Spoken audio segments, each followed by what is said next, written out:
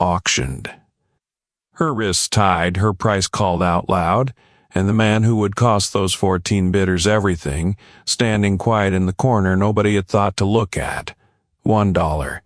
That was the bid that changed the night. One worn banknote laid flat on a lawyer's leather ledger, while the room held its breath and tried to figure out who this drifter was and why he looked like he'd done something like this before. Her name was Ada Breckett. She was 26 years old, a widow of 8 months, and she had done nothing wrong. The room full of men deciding her price did not concern themselves with that particular fact. Now, partner, if you got something warm in front of you, pour it and settle in. This is going to take a while to tell right. And if stories like this one speak to you, the kind where quiet men with long histories stand between a woman and the wrong that a whole town is pretending not to see, go ahead and subscribe and tell me where you're listening from tonight. Because where we're headed, things get a good deal uglier before they get any better.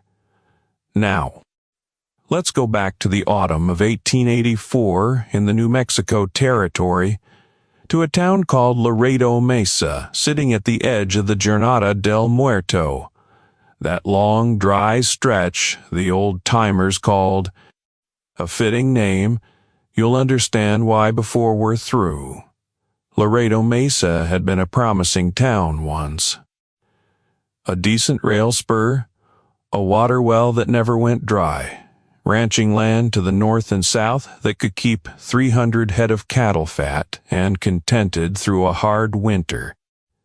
There was a church, a schoolhouse, a doctor's office, above the hardware store on Front Street. There was a newspaper that ran 2 pages a week, local court notices on the front, territorial news on the back, and a deputy sheriff who collected his salary and mostly left people alone to work out their own troubles. What it also had was Harlan Greer. Harlan Greer was the kind of man who made a town forget it ever had promise. He owned the biggest cattle operation in the territory, the Double G, 8,000 acres north of town, with a brand that burned deep and stayed burned. He was 53 years old that autumn, gray at the temples, soft in the belly from years of other men's cooking, but with eyes that were never soft, eyes that were always adding something up, measuring, deciding. He had arrived in Laredo Mesa 12 years prior, with money he never explained, and a lawyer he never left home without. And in those 12 years he had bought or broken every man who stood between him and... The bank was his, run by a manager who understood his job was to create opportunities for the man who signed his checks. The county judge was his, appointed to the bench through a chain of favors that reached into the territorial capital in Santa Fe and cost Greer less than most people would have guessed.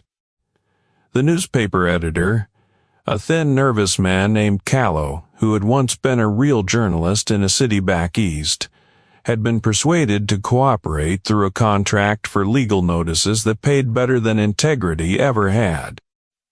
And the deputy sheriff, a man named Cassidy, had been bought with something more valuable than money: immunity, the permission to be the worst version of himself and never answer for it. So when Ada Breckett's husband died of a fever in February of 1884, just 3 months after signing a loan agreement with Greer's bank, the machinery of what came next moved with the oiled efficiency of something that had been run before.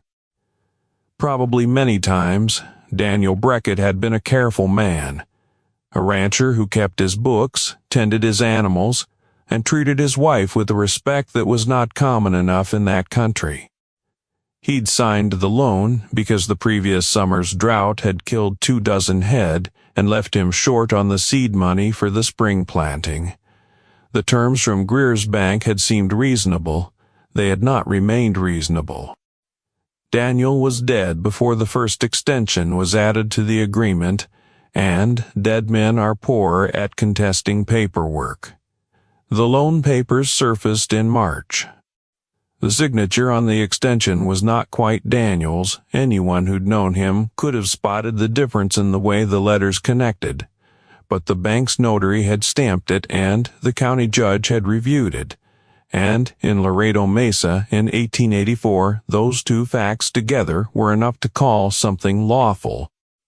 The debt stood at $740. Ada had $48 in savings, and a ranch worth perhaps $300 if a buyer could be found quickly. Greer's bank had already moved to seize the land. That left Ada with a boarding room on the edge of town, the clothes she wore, and a piece of paper informing her she still owed $412 on a loan she had never agreed to. She spent the spring and summer fighting it through every channel available to her. She wrote to the territorial office in Santa Fe. No answer came. Either the letter never arrived, or someone in that office had been persuaded to let it sit in a drawer, unread.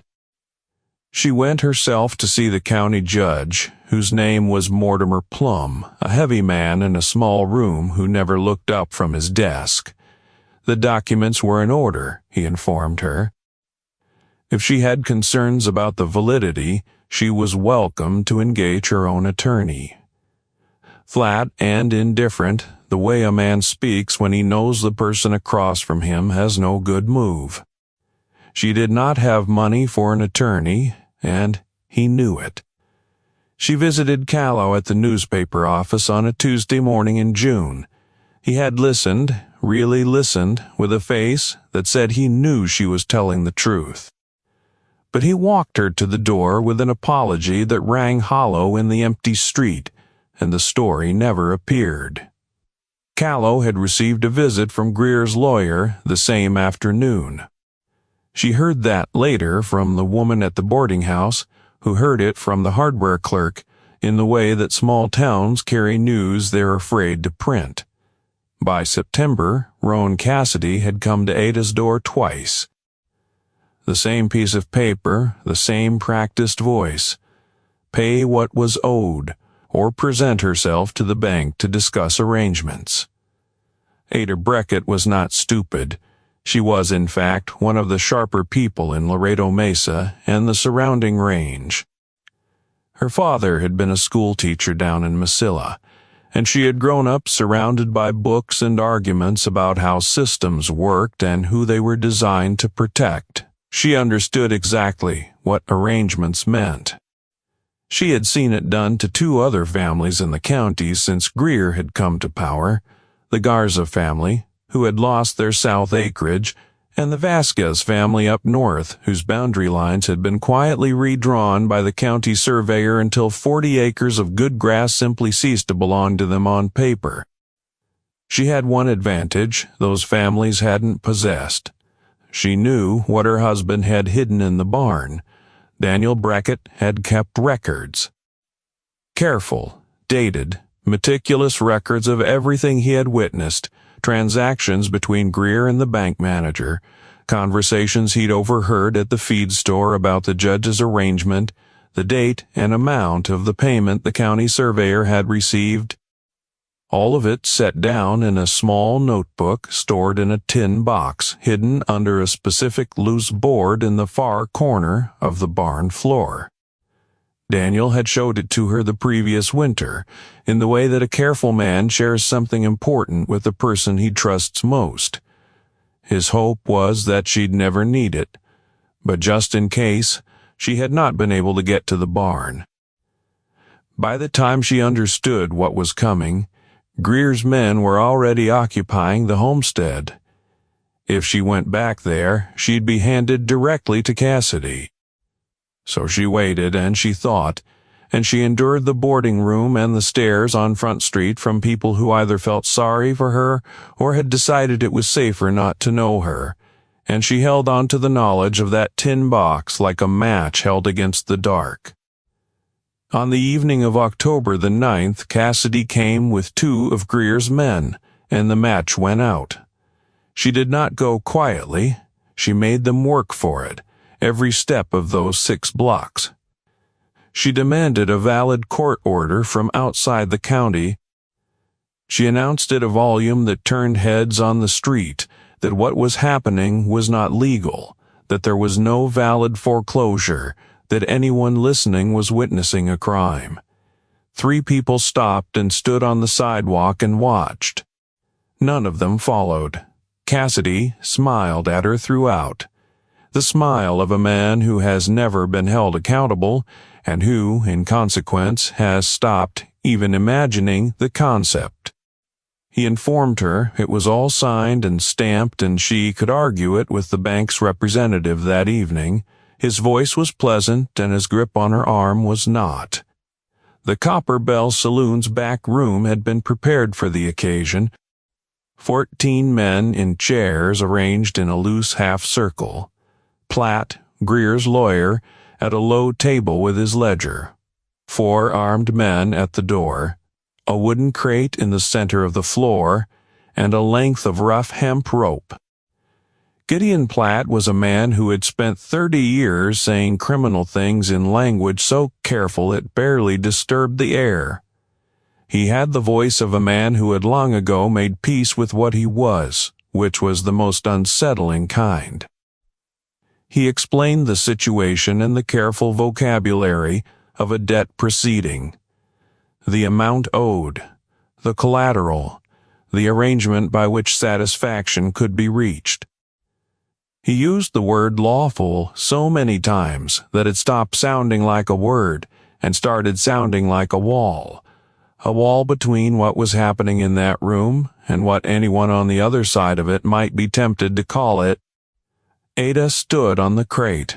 Her wrists were bound. She looked at every man in that room, one at a time, and held their gaze until each of them looked away. None of them looked back at her for very long. 35, 50, from someone at the back who was already drunk and had confused cruelty with entertainment. Nobody noticed the man in the corner. He had been there for the better part of an hour, standing against the back wall with the particular stillness of a man who has learned that the best way to see a room clearly is to give it nothing to see. He was medium height, trail-worn, probably mid-40s, with a face that had spent a long time in sun and weather, and had arrived at a kind of settled patience that could look either harmless or dangerous, depending on what you knew about it. His hat was the kind of hat that had been everywhere. His coat had seen more weather than most coats survive. A glass of water sat on the edge of the table nearest to him. Someone had left it there, and he had picked it up when he walked in, and nobody had looked twice, because he was not the kind of man that invited questions. His name was Colton Reeves, though in certain other counties and certain older conversations, it was something else. A name that tended to arrive in a room before its owner did, and to make conversations shorter and silences considerably longer. He had come into Laredo Mesa 3 days prior, passing through on his way to somewhere he hadn't decided yet. He had bought dried beef and a box of cartridges at the hardware store on Front Street. He had eaten 2 meals at the diner around the corner. He had taken a room at the boarding house run by a widow named Mrs. Tallow, who had told him he seemed like a nice, quiet man, and he had thanked her. He had no agenda in Laredo Mesa. He had been in too many places with agendas, and had developed, over the years, a preference for mornings where the day was his own. He had stopped at the Copper Bell that evening for lamp oil he needed, and the sound from the back room had stopped his hand on the door. Not a saloon sound, something tighter. The kind of quiet that settles over a room when everyone in it is pretending something ordinary is happening. He had walked in and found the corner and stayed still and listened. By the time the bids reached $70, Colton Reeves understood everything he needed to understand about what was happening in this room, and about the 14 men in it, and about the woman on the crate who was not trembling, not weeping, not pleading. More information than tears ever could have given him. He reached into his coat pocket, pulled out a single folded banknote, $1. He smoothed it flat against his palm, looked at it for a moment, and walked to the table. No hurry. No drama. Boots on the floorboard, steady and even. The unhurried walk of a man who has already made up his mind and has no remaining interest in discussion. He set the bill down flat in the center of Platt's open ledger, stepped back, and looked at the auctioneer. $1 calm, almost tired. The room went quiet in a way it hadn't been before. The bids had stopped the way music stops when the musician loses the thread. Nobody spoke for a full breath. Then Cassidy pushed off the wall. He crossed the room with the authority of a man who had been solving other people's problems through physical intimidation for a long time, and had never yet found a problem it couldn't solve. He got close to Colton. Close enough to make most men take a step back. Colton didn't move. What followed was a brief, controlled exchange, Cassidy pressing, Colton deflecting with the precise, minimal words of a man who has navigated conversations exactly like this, one more times than he can count. He pointed out that the dollar was valid, in lawful tender, in what Platt himself had just described as a lawful proceeding. He let the word lawful carry its own irony. He mentioned that the prior bids had apparently been withdrawn, given that no one had raised them. Platt cleared his throat. He mentioned the standing bids of $70. Colton reached for the ledger and began to roll it up. The transaction appeared to be concluding with the highest present bid, but if Platt preferred, the ledger was going north to Santa Fe, where Marshal Thorne could sort out the procedural details. He let Thorne's name land the way you set something heavy on a table. That was when he found out that Gideon Platt, whatever else he was not a stupid man. The lawyer gave a small nod to one of the men by the door. A knife appeared. The rope around Ada's wrists fell away. She stepped down from the crate and rubbed her wrists and did not look at Colton with gratitude.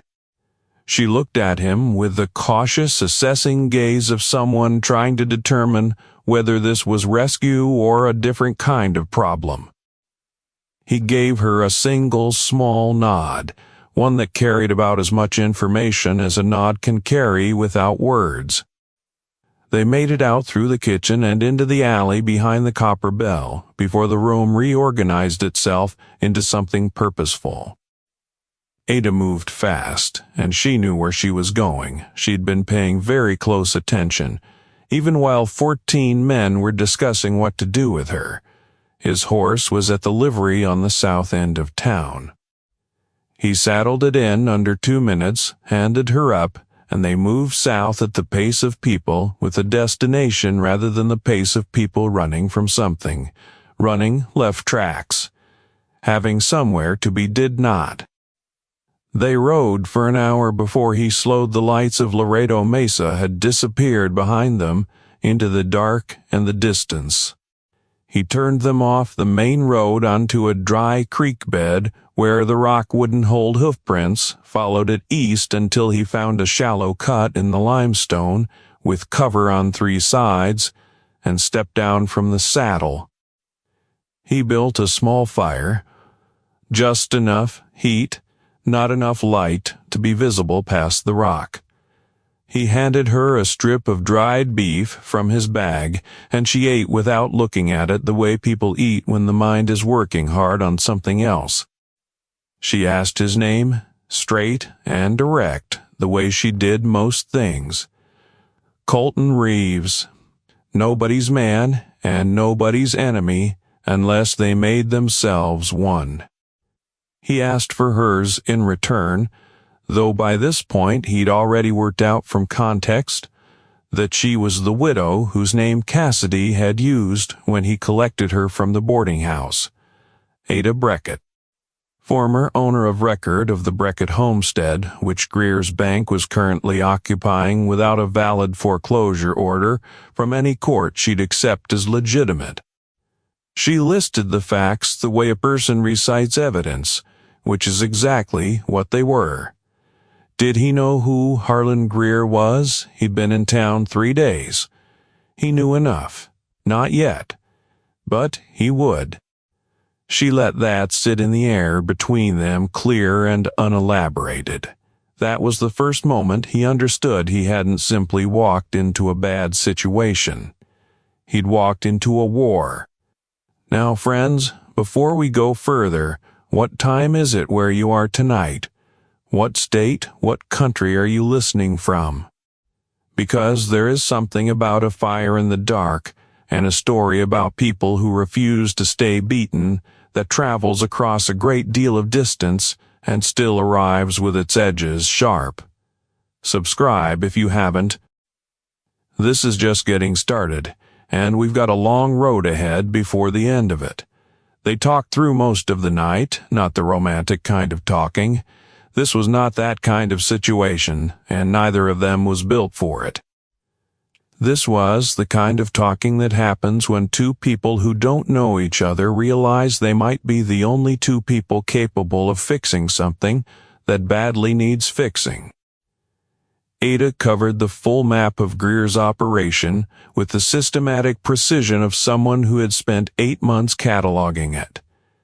The bank and its manager, the judge, the county surveyor, a man named Aldred, who had quietly moved boundary lines for anyone willing to pay him and had gotten fat and comfortable on it, the merchant Fogarty, who'd taken a small business loan and found the terms rewritten 3 months later in language that gave the bank the right to call it at any time, the Vasquez family, whose 40 acres of good grass had simply ceased to exist on the official survey maps while they blinked, the Garza family, gone.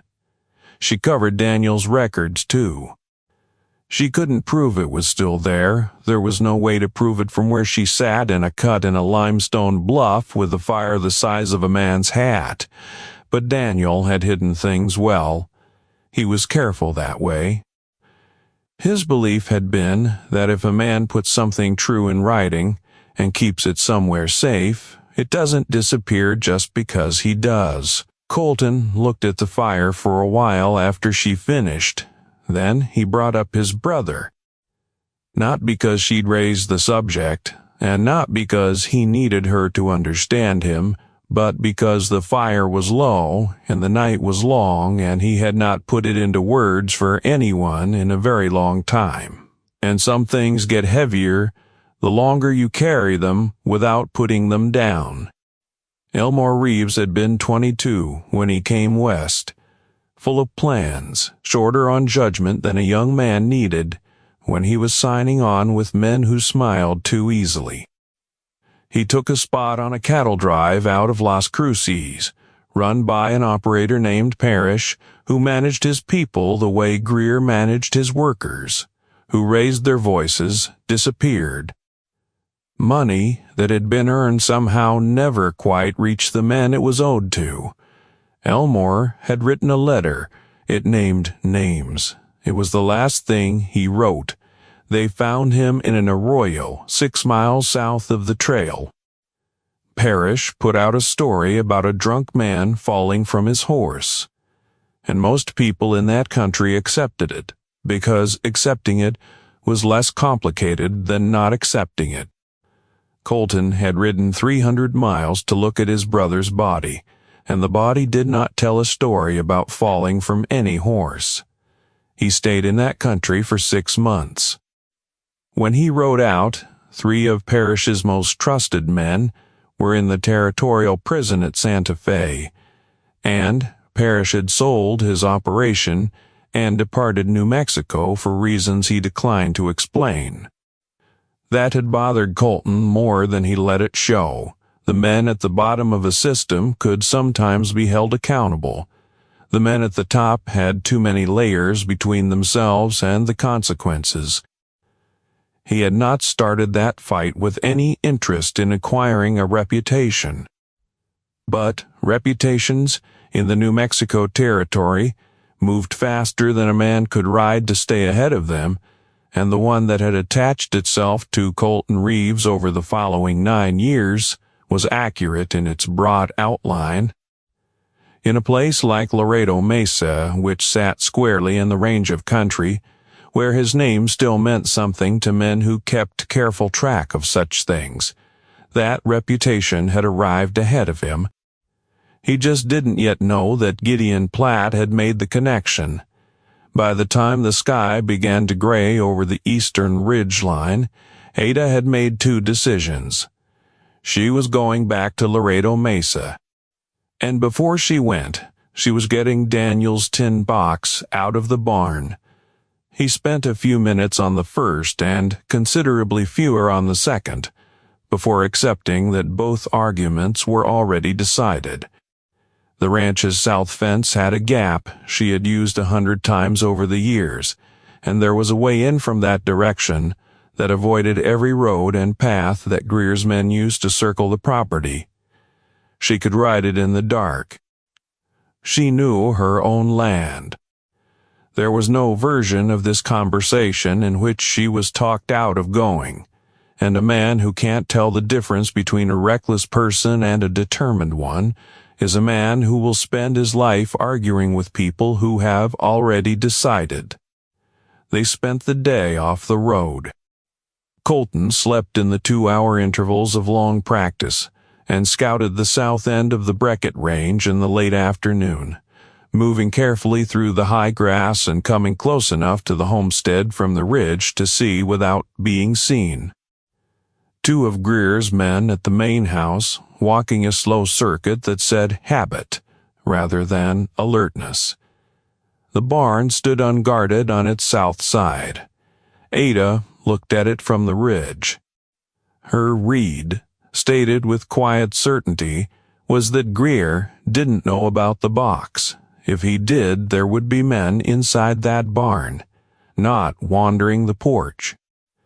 Colton considered the alternative that Greer knew she might come back for whatever Daniel had hidden and was using the barn as bait. He kept this thought to himself.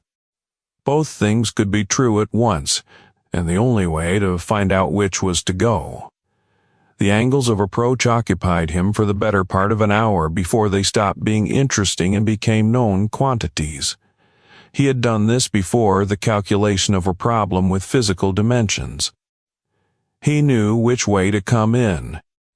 They went on foot from the south at the deepest part of the night, moving through the high grass of what had been Daniel Breckett's south pasture, technically the property of a bank with no valid claim to it, through the fence gap that Ada found without breaking stride, across 100 yards of open yard in the darkness that comes after the moon goes down.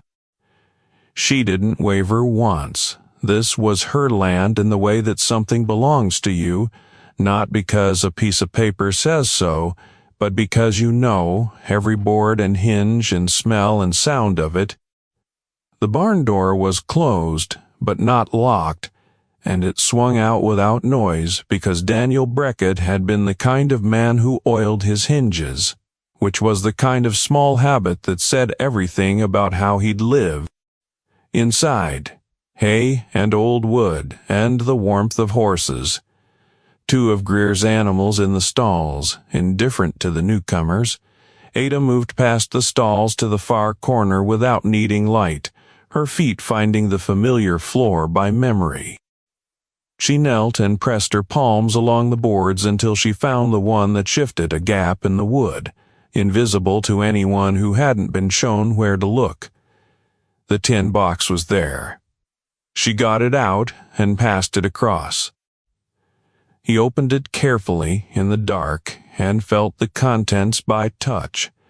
A bundle of papers tightly folded, a small notebook, a folded photograph. He put the box inside his coat.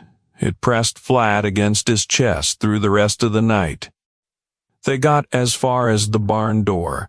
The voice came from outside, where it had apparently been waiting with the patience of a man who had been paid to wait. Mrs. Breckett, Mr. Greer would appreciate a word. A lantern in one hand, 2 men behind him with rifles across their shoulders.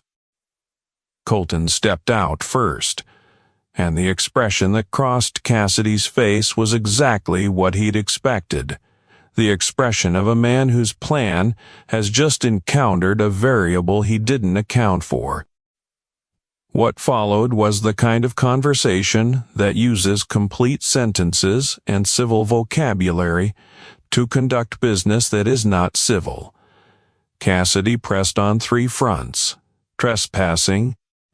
Colton pressed back on 2.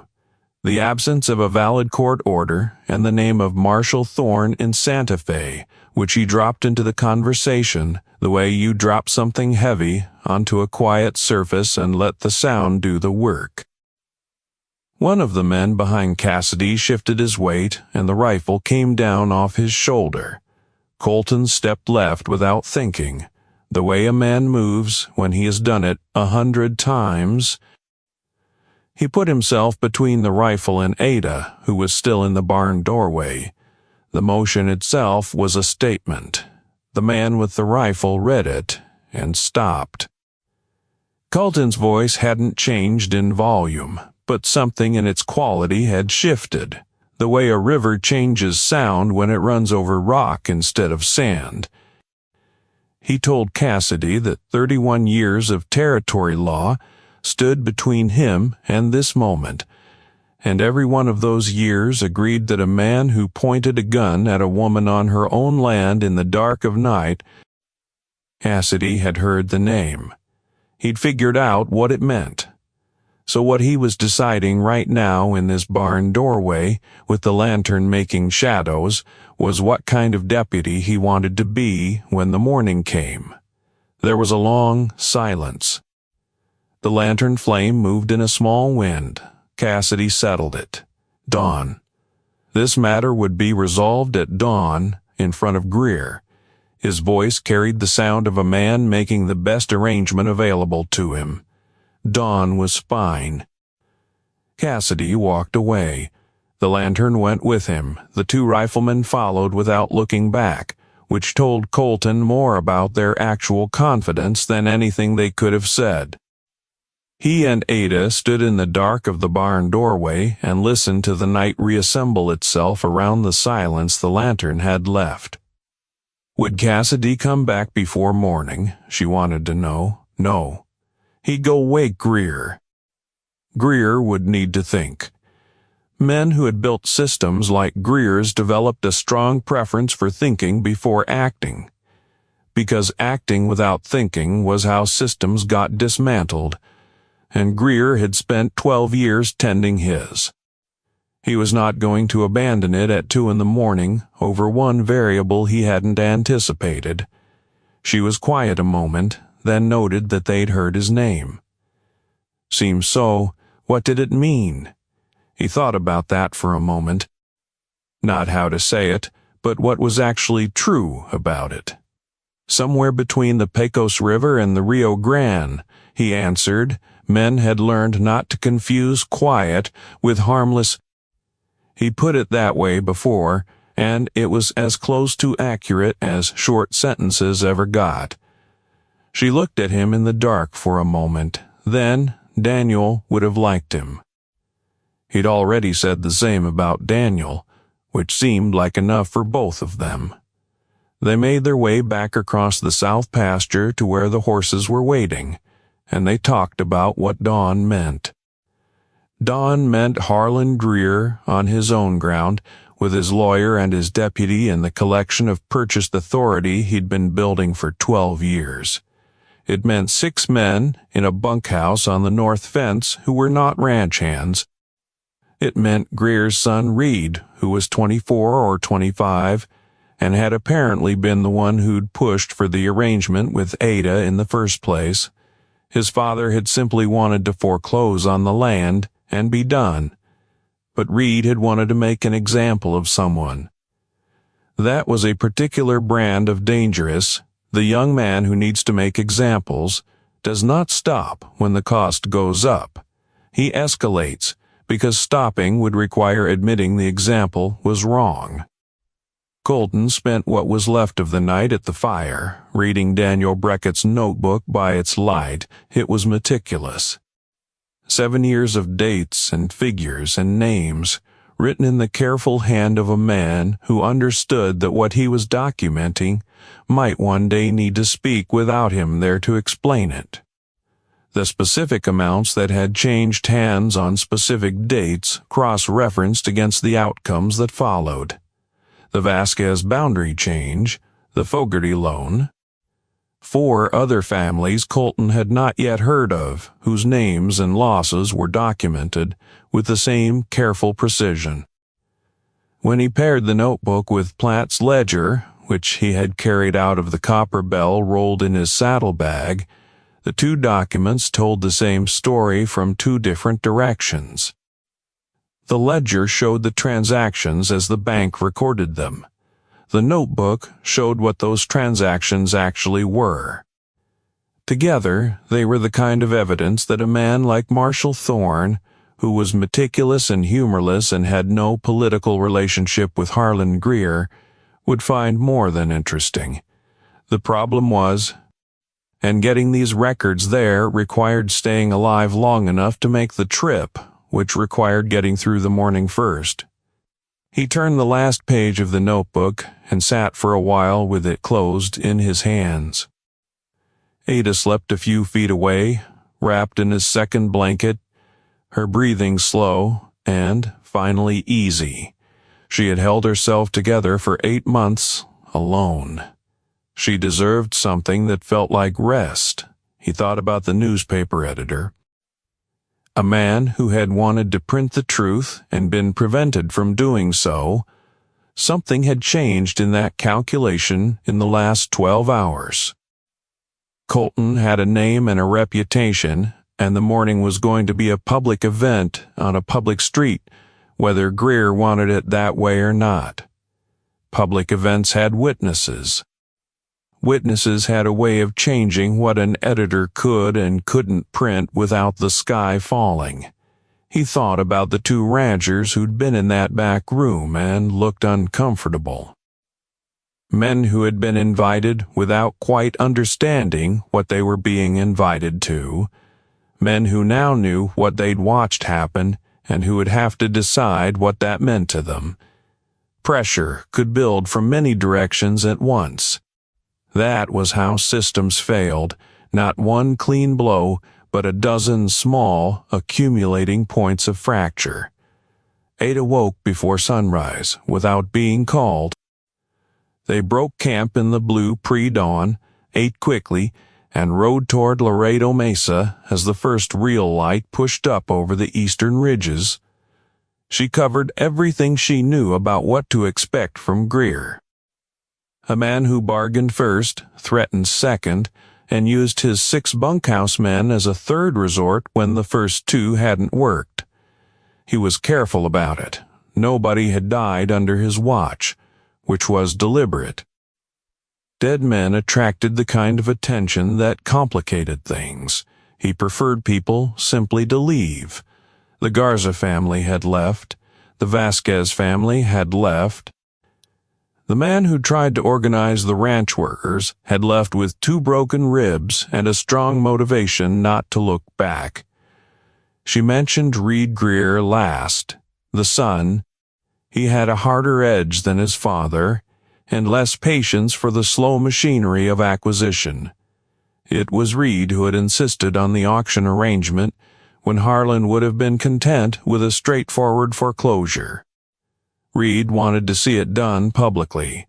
He wanted the town to watch. That kind of thinking was what got people hurt, and Colton made a note of it and filed it away in the part of his mind that tracked variables. They rode into Laredo Mesa just as the street was beginning to show its first activity of the day. A wagon arriving with supplies, a woman sweeping a porch, 2 men talking outside the feed store, the town going about its morning, indifferent to what was about to happen in it. Greer was already there. He had positioned himself in front of the bank with the confidence of a man on his own ground. Cassidy on his right, Platt on his left, 4 men spread in a line behind him at the intervals that were designed to read as a wall. Greer himself was broad-shouldered and well-dressed in a clean coat that cost more than most of the men behind him made in a month, and he looked exactly like what he was, a man who expected to be obeyed. Greer greeted Colton by name, which confirmed the connection Platt had made overnight. His manner was the manner of a man who has a preferred outcome and has already decided the conversation will arrive there. He covered the ledger, the debt documentation, an apparent error in how certain things had been prepared, a willingness to revisit Mrs. Breckett's situation, a resolution fair to all parties. His voice was calm and reasonable, which was what made it so recognizable as something other than calm or reasonable. Colton heard it all without expression, then pointed out it was a different position than the previous evening.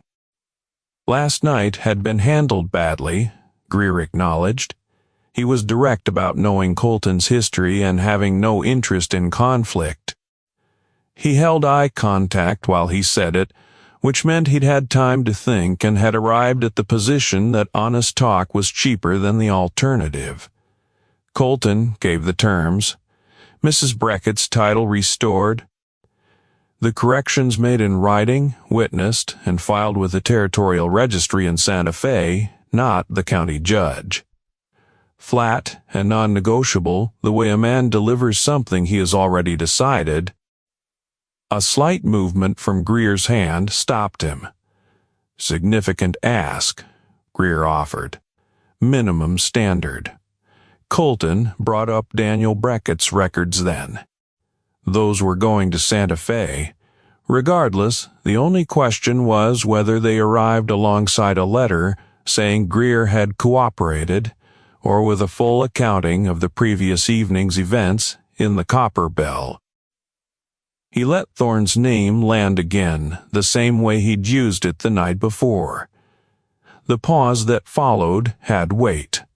Then Reed Greer stepped out from behind his father. He was 24, maybe 25 with his father's frame, and none of his discipline.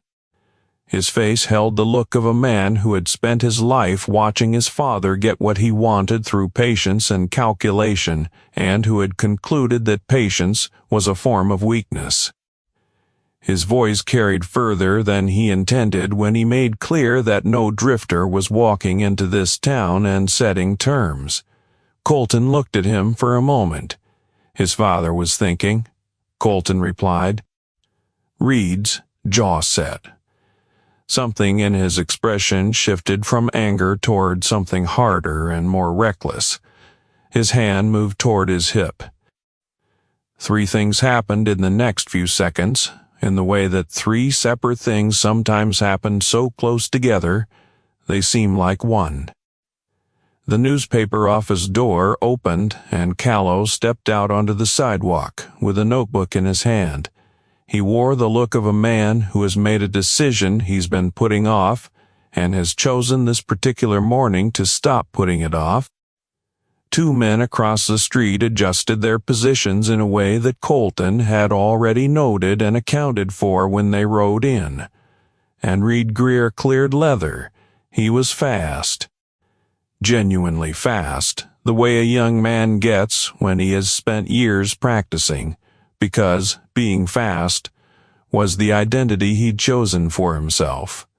He cleared leather clean and had the barrel up in less than a heartbeat. The shot took the gun clean from his hand, a thing Colton had practiced for 30 years, and still had no interest in making look like anything other than what it was.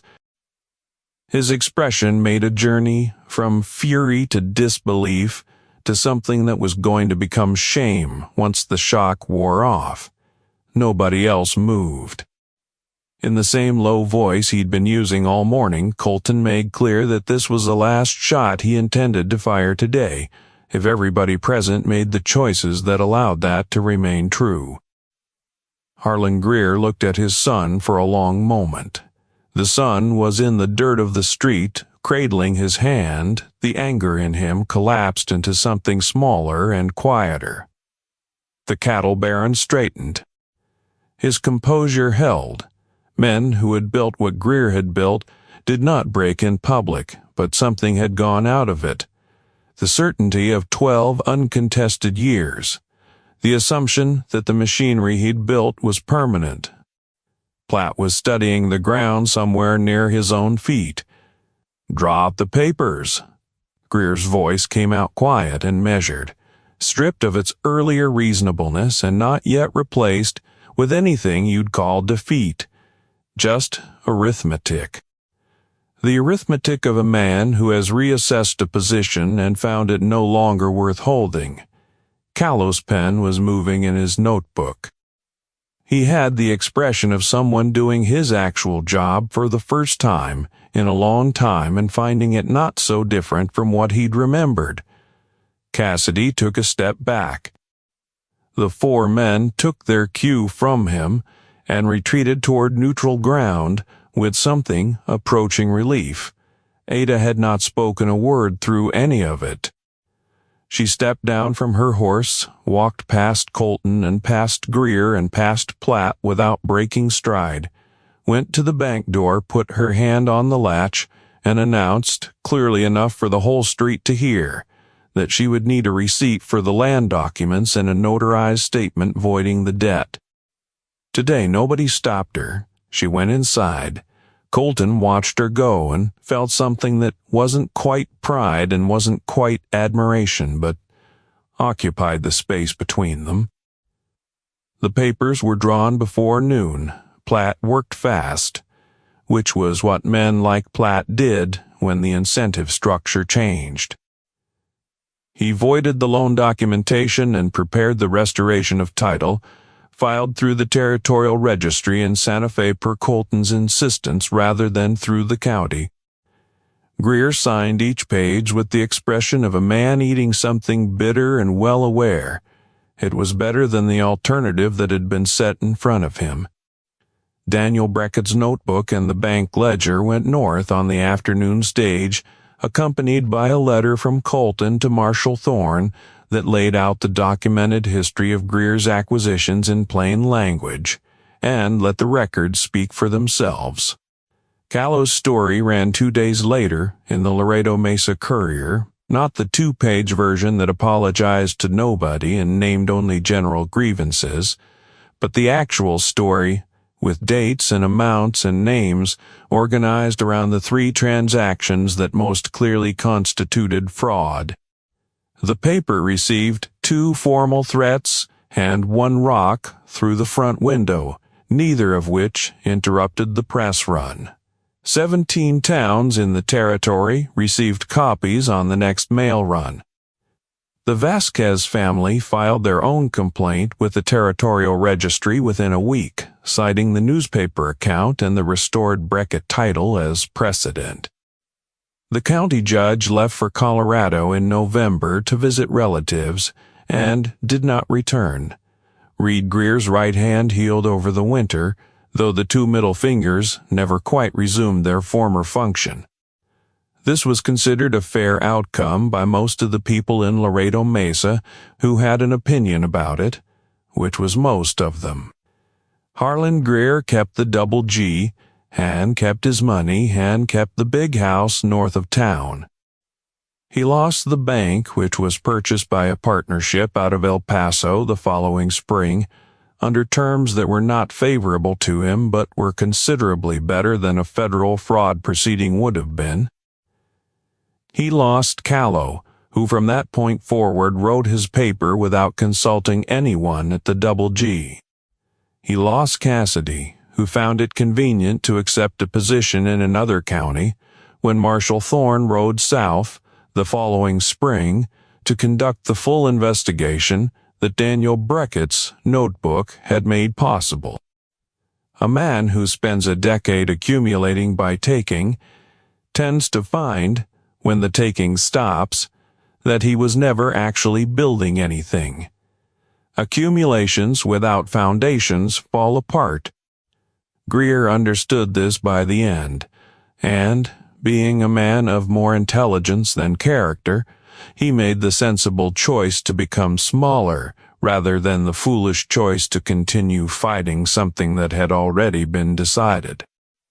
Laredo Mesa, over the years that followed, got larger. It turned out that a town where men could keep what they built was a town that attracted people who wanted to build things. The Vasquez family recovered their 40 acres and expanded them over the following decade. The Garza family came back. Fogarty's store did well enough under reasonable loan terms that he expanded it twice. The schoolhouse got a second teacher. Callow kept writing. He was never a great journalist. He had too much caution for that, and the years of compliance had left a mark on his instincts that only partly wore away. But he was an honest one from that morning forward, and in Laredo Mesa, honest was enough. Ada Breckett stayed. She got her land back and spent the winter going through everything Daniel had built.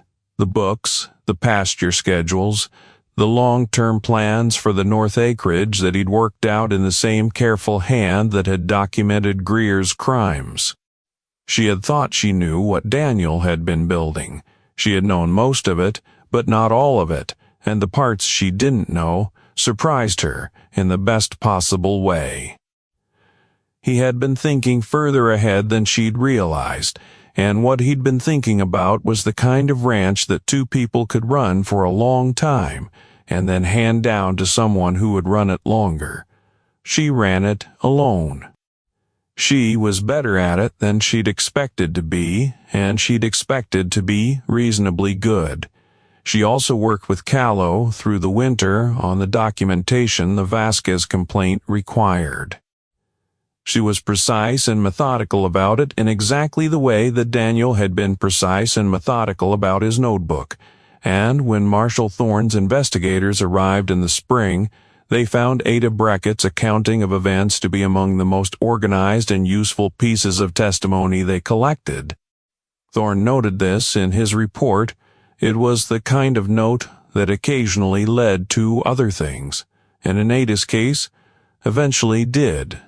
But that is a different story for a different evening.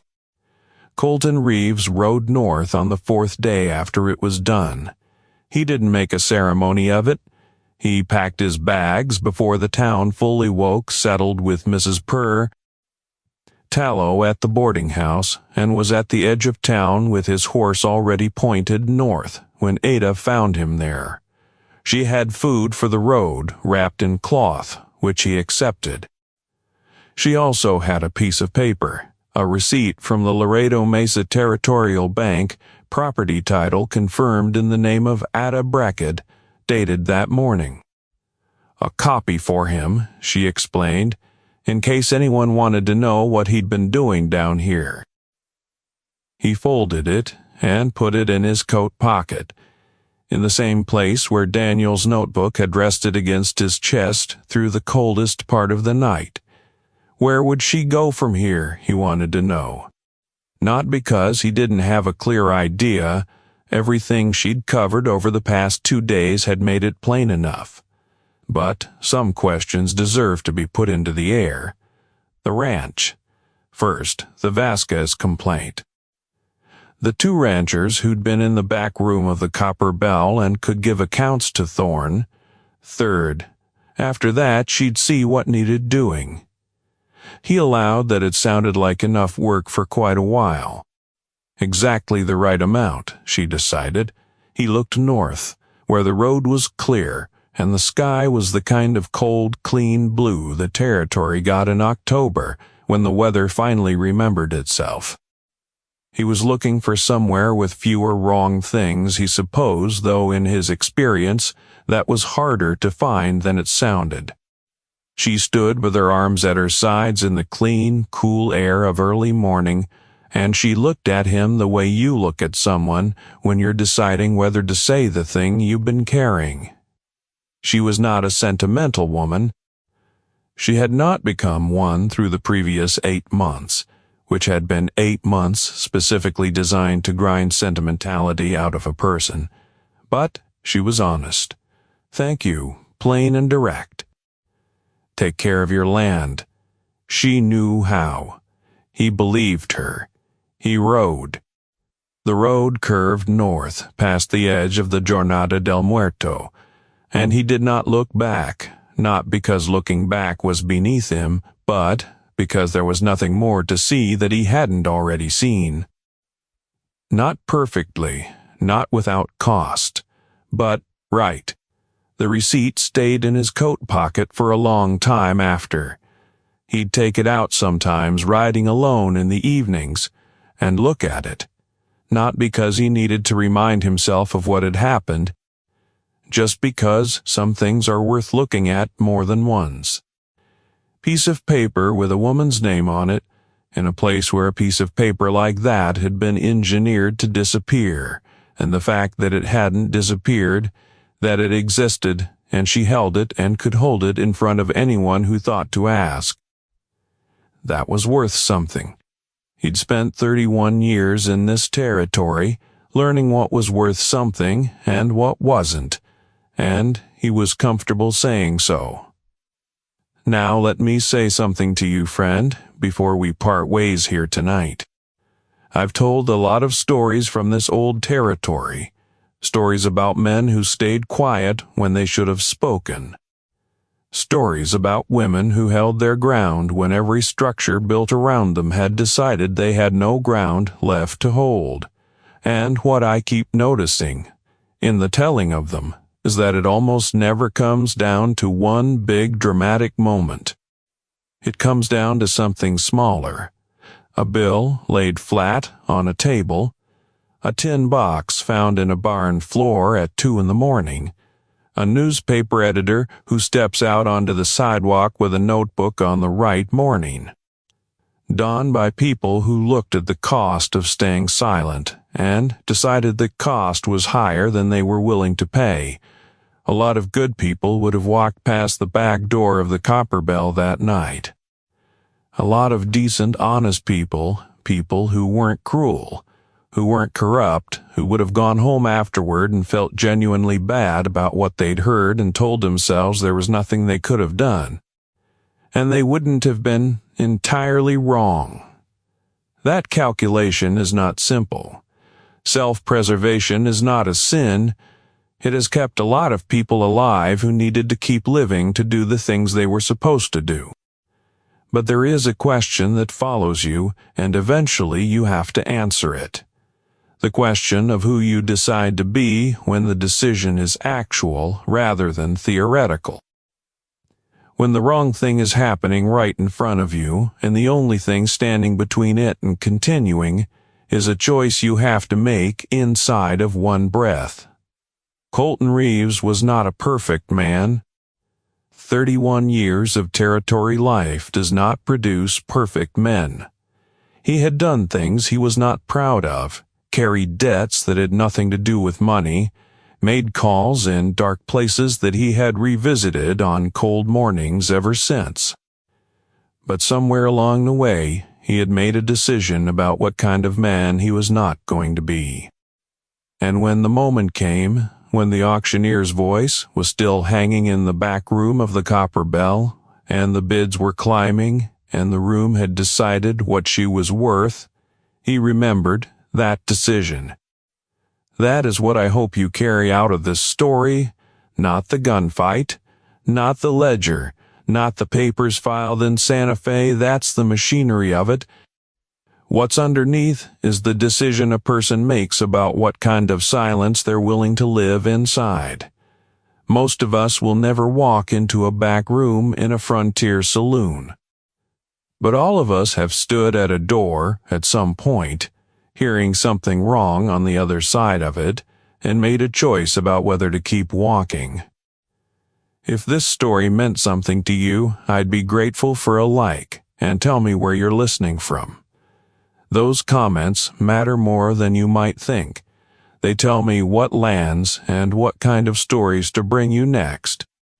Subscribe if you haven't, because there are more on these old roads, and each one has something worth taking with you. One last thing. The images you're seeing were made with artificial intelligence to help carry the feeling of this story a little further. The story itself has been shaped and told in the tradition of these old frontier accounts, names and places changed, but the kind of people and the kind of wrong described here were real enough parts of this territory's history. Nothing more than that. From these old roads to wherever you are tonight, keep your powder dry, and keep your conscience drier. Until the trails cross again, partner.